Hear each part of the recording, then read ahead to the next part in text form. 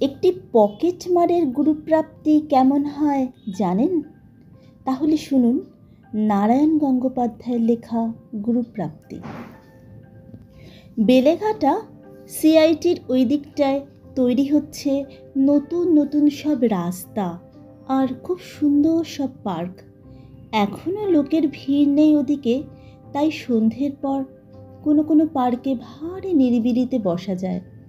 যারা ওদিকটা দেখেনি তারা ভাবতেও পারবে না এখনও কলকাতার পার্কে কি চমৎকার নির্জনতা আছে কোথাও কোথাও। তাই শীতের সন্ধ্যা, প্রকাণ্ড পার্কের এক ধারে একটা বেঞ্চিতে একা বসে আছি। এমন সময় যেন ঝুপ করে আকাশ থেকে পড়ল লোকটা। পেটে কালো মতন চেহারা, গায়ে হাফ শার্ট, পরনে সরু প্যান্ট।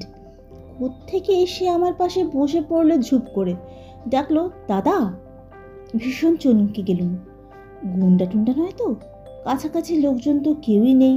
ফস করে একখানা ছোড়া বার করলেই তো হয়ে গেল। বললুম, কোনো মতলব আছে নাকি? কিন্তু আমার পকেটে আছে নগদ 42 পয়সা, আর হাতে এই যে ঘড়িটা রয়েছে, এটা ঠাকুরদার আমলে দিনে 5 বার করে দম দিতে হয়। রোজ 20 মিনিট করে স্লো হয়, আর মাসে 1 বার করে অয়েল করাতে হয়। লোকটা জিভ কাটলো। ছি ছি দাদা, কি বলছেন? আমি ও লাইনের লোক নই। আমি যা রোজগার করি ট্রামে বাসে টুক করে না জানিয়ে পকেট থেকে তুলে নিই। আপনার পকেটে যদি মারবো তাহলে আর পাশে এসে বসে ভাব জমাতে চাইবো কেন? বললুম, তা ঠিক, কিন্তু আমার পকেটে হাত ঢোকালে যা পাবে সে তো বলেই দিয়েছি। নেট 42 পয়সা, কয়েকটা সুপুরের কুচি আর একখানা ময়লার রুমাল। তোমার মজুরি পোষাবে না। দাদা, ভীষণ মনকষ্ট হয়েছে, ও লাইন ছেড়ে দেব। কেন? লোকে ধরে খুব ঠেঙিয়েছে নাকি? আহা, ধরা পড়লে পিটুনি তো খেতেই হয়। ওতে কিছু লাগে না দাদা, গায়ের চামড়া পুরু হয়ে গেছে। আর 2-1 মাস জেল, সে তো নস্যি। বিনি পয়সার একটু চেঞ্জে যাওয়া আর কি, মন্দ লাগে না, কি বলেন? বললুম, ঠিক বলতে পারছি না। ওরকম চেঞ্জে আমি কখনো যাইনি, যেতেও চাই না। কিন্তু তোমার এত ব্যথা হলো কেন হঠাৎ? দাদা, জীবনে অনেক দুঃখ আছে, যা একেবারে হৃদয় ভেঙে দেয়, প্রাণ নিয়ে টানাটানি পড়ে। না, আর এসব নয়। আমার মামার একটা রেস্টুরেন্ট আছে আসানসোলে, সেখানে গিয়েই বরং চপ কাটলেট আর পরোটা ভাজবো। ভাজতে জানো নাকি ওসব? জানতে আর কতক্ষণ? চোখের নিমেষে কলম ব্যাগ লোপাট করতে পারি, আর কাটলেট ভাজতে পারবো না? আলবাত পারবে।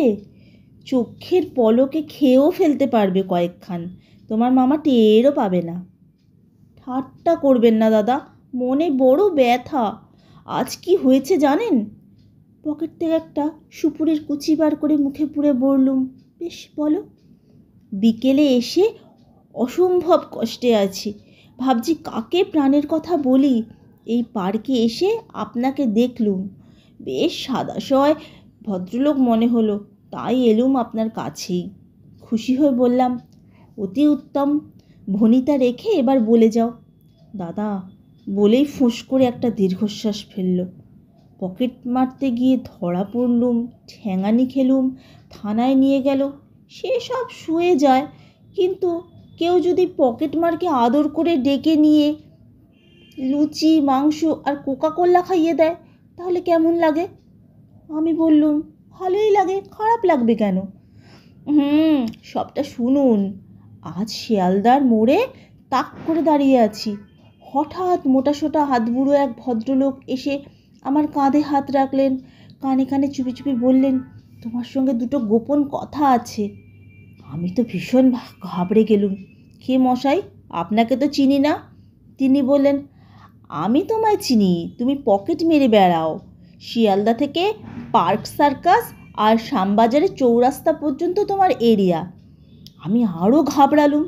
আপনি পুলিশ নাকি স্যার? তিনি বললেন, পুলিশ? পুলিশ টুলিশ আবার কি? ওসব আমি পছন্দ করি না। আমি একজন মানুষ, তুমিও একজন মানুষ, তাই মানুষ হিসাবে তোমাকে কিছু বলতে চাই। চলো ওই সামনের হোটেলে। বলে আমার হাত ধরে প্রায় টেনেই সামনে একটা হোটেলে নিয়ে গেলেন। তারপর বেশ করে আমাকে লুচি, মাংস আর ঠান্ডা একটা কোকোকলা খাইয়ে দিলেন। আমি বললুম, এতে তোমার ব্যথা পাওয়ার কি আছে? পরের পয়সায় খেতে তো মন আরও ভালো হয়ে যায় হে। শুনুন না সবটা। তারপর ভদ্রলোক বললেন, এবার তোমাকে কাজের কথা বলি। আমি এই 6 মাস ধরে তোমায় ওয়াচ করছি। কোথায় থাকো, কোথায় যাও, কবার পকেট মারলে, কবার থানায় গেলে, সব দেখেছি। তুমি টেরও পাওনি। আমি নিয়মিত ফলো করছি তোমাকে। আমি ভ্যাবাচাকা খেয়ে বললাম, কেন স্যার, আপনার কি কাজকর্ম নেই? তিনি বললেন, না, আমি রিটায়ার করেছি। আমার ছেলেরা চাকরি টাকরি করে, সংসার চলে যায়। তাই ভাবছি এখন কিছু পরোপকার করব। 2-1জনকে আমি উদ্ধার করব, অন্ধকার থেকে আলোয় আনব। একদিন তুমি যখন ধরা পড়ে বউবাজারে পিটুনি খেতে খেতে সরাক করে একটা গুলি দিয়ে পালালে, সেদিনই চিনে রেখেছি তোমায়। রোজ ওয়াচ করি। তারপর আজ ধরেছি এসে। তোমাকে আমি ত্রাণ করব, অন্ধকার থেকে আলোয় আনব।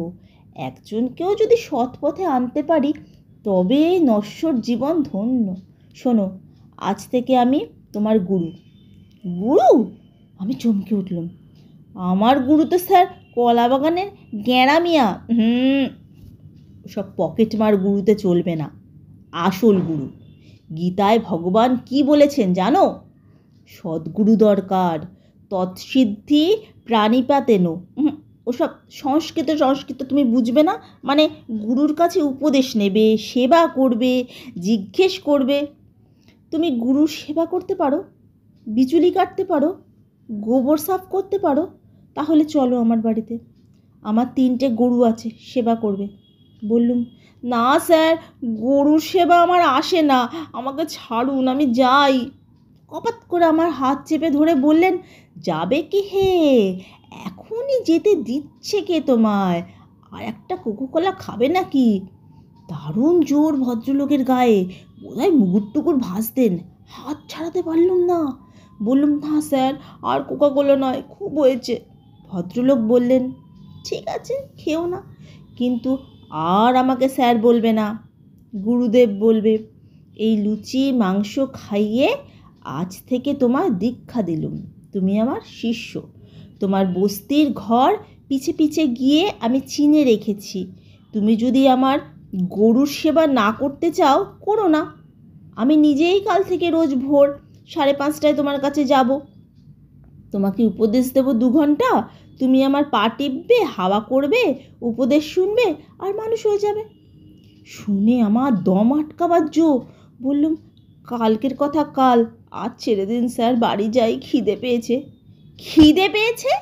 এক্ষুনি যে লুচি মাংস খেলে, আরও খাবে? আচ্ছা, এই বয়। তাড়াতাড়ি বললুম, না স্যার, না স্যার, ভুল হয়ে গেছে, খিদে পাইনি, পেট কামড়াচ্ছে। পেট কামড়াচ্ছে? ও কিছু না, সদুপদেশ শোনো, কোথায় মিলিয়ে যাবে ওসব? দীক্ষার দিনে কিছু উপদেশ নিতে হয়, তাহলেই প্রথমেই বোঝো দরকার তুমি কে। তুমি মানুষ। মানুষকে নারায়ণ, তাহলে সব মানুষই নারায়ণ। তুমি এক নারায়ণ হয়ে আর এক নারায়ণের পকেট মারবে। ভগবান কি নিজের পকেট নিজে কাটেন? শুনেছ কখনো? নিশ্চয়ই শোনোনি। তাহলে জীবাত্মা আর পরমাত্মার তত্ত্ব তোমায় গোড়াতে বুঝতে হবে। জীবাত্মা কি না আমাদের শরীরে বলবো কি দাদা? বিকাল 4টে থেকে 6:30 অবধি আমার কানের কাছে যেন কামান দাগতে লাগলেন, আর মাথা ঘুরতে লাগলো, কান বোঁ বোঁ করতে লাগলো। কেঁদে ফেললুম, বারবার করে চাইলুম, থামুন থামুন, কে থামে? শেষকালে আমি ভিড়মি খেলুম। ভিড়মি খেলে? আর কেউ হলে বেঘরে মারা যেত দাদা। আমি পকেটমার বলেই সামনে গেছি। উনি মাথায় জল টল দিয়ে চাঙ্গা করলেন আমায়। বললেন, ঠিক আছে, আজ এই পর্যন্তই, কিন্তু কাল ভোরেই আমি তোমার বাসায় যাচ্ছি। একটা কুশাসন রেডি করে রেখো, তাইতে বসে উপদেশ দেব। 7 দিনের মধ্যেই দেখবে তোমার আত্মার কি উন্নতি হচ্ছে। কিন্তু 7 দিন? অত দেরি হবে না স্যার। কাল ভোরে যদি এসে যান পৌঁছে, তখনই তো তাহলে সকাল সকাল 7টার মধ্যে আমার আত্মার উন্নতি কমপ্লিট। প্রাণ দেহ ছেড়ে লাফিয়ে বেরিয়ে যাবে। একবার ভেবেছিলাম বাসা বদলাই, কিন্তু গুরুদেবের যে রোখ দেখলুম, কলকাতার যেখানে যাব সেখানেই খুঁজে বার করবেন। আর বলতে থাকবেন জীবাত্মার পর পরমাত্মা কিনা ব্রহ্মজ্ঞ। না স্যার, আর নয়। আজ রাত্রেই আমি চলে যাব আসানসোলে। কাল থেকে মামার দোকানে কাটলেটই ভাজবো। শুনে আমি বললাম, তা ভেবে দেখতে গেলে উনি তো ভালোই চান। এইসব পকেট মারা, চুরিচামারি, এতে করে তোমার আত্মা পর্যন্ত বলার ওয়াস্তা। চোখ দুটো গোল করে তড়াক করে লাফিয়ে উঠল তক্ষুনি। হ্যাঁ দাদা, আপনিও?